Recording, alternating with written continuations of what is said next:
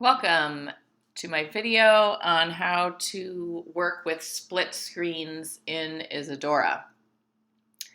So to begin, I've opened up a project, and as you can see, I have a lot of scenes already in this project. In order to create a new scene or start from scratch, I could just go down to the bottom of my screen list and I can right-click and choose Insert Scene.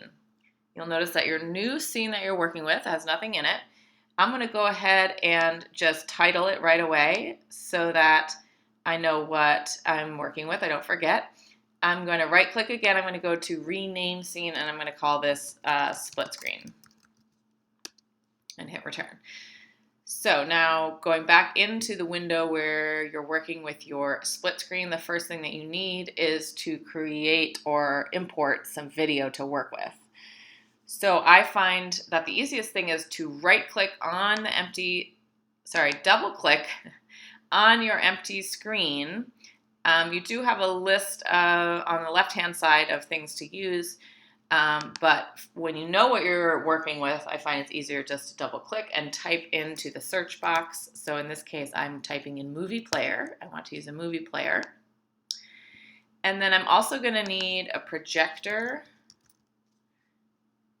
And for my split screen and working with two different images in my split screen, the other thing that is useful to have is a mouse watcher. So those are the three things I'm going to import. So I'm going to work with split screen. I'm going to work with one video, but I'm going to make two of them to project onto a stage independently of the other.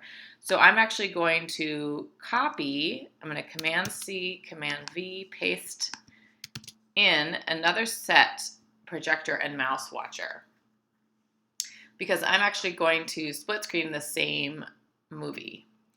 So in order to play your movie, you want to choose from the movies that you've imported into your video files over on the right-hand side.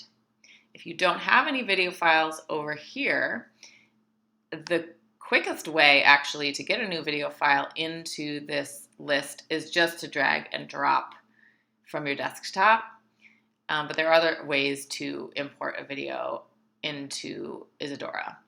But we're going to focus here once we have our videos in here, how do we work on split screens? So in order to play the movie that I want from my right-hand drop down of my videos, I'm going to go into here where it says movie, and I'm going to type in the number from the list on the right-hand side, so number 17. So this is the movie it's going to play. It's called Credits.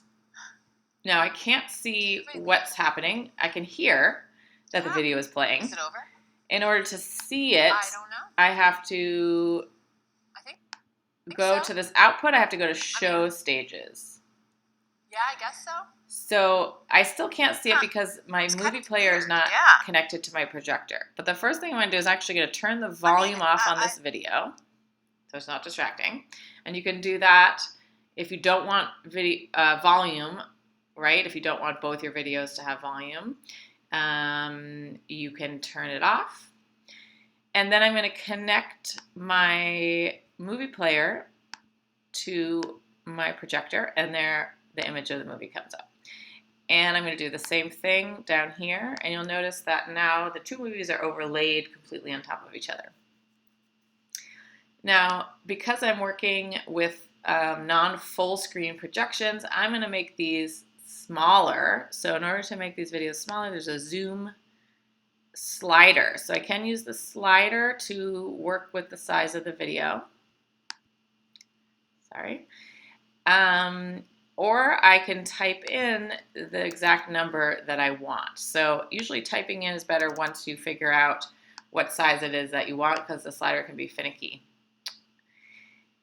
Okay, so now I have both my videos there, but you can see that they're overlaid. And I want to move them to different areas of the stage in a quick way, especially when I'm doing tech. So this is where my mouse watcher comes in. So in order to connect the mouse watcher, I'm going to connect the horizontal position on the mouse watcher to the horizontal position on the projector and my vertical position on my mouse watcher to my vertical position on my projector.